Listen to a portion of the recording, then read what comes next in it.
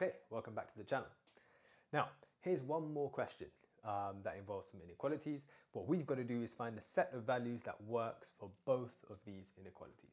So what we need to do is solve both of these individually. So we'll begin with this one on the left.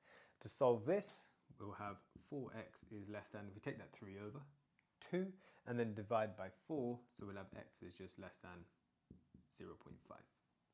And now we'll go and solve this inequality here.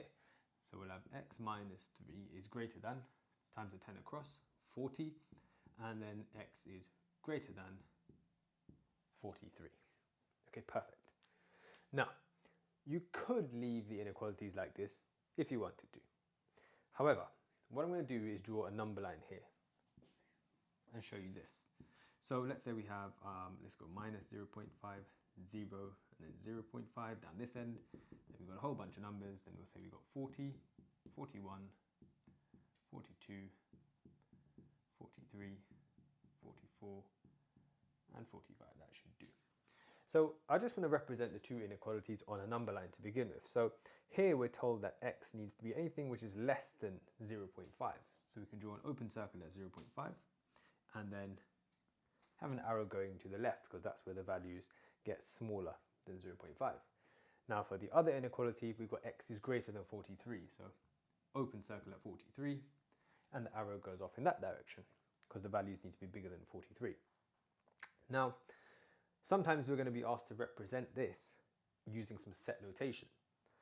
Last time we saw that we used the intersection sign to represent our set notation inequalities.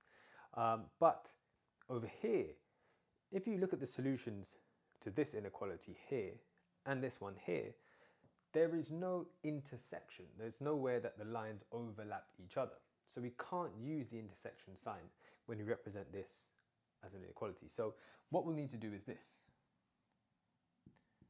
We'll start on this side. We'll say, well, the x values here need to be smaller than 0.5. And on this side, we know that the x values need to be greater than 43. But as we said, there's no intersection. So what we need to do this time is use a union symbol. And so this is the way that we would represent that inequality there using some set notation. So hopefully that all makes sense. And next we're going to look at some quadratic inequalities. So see you there.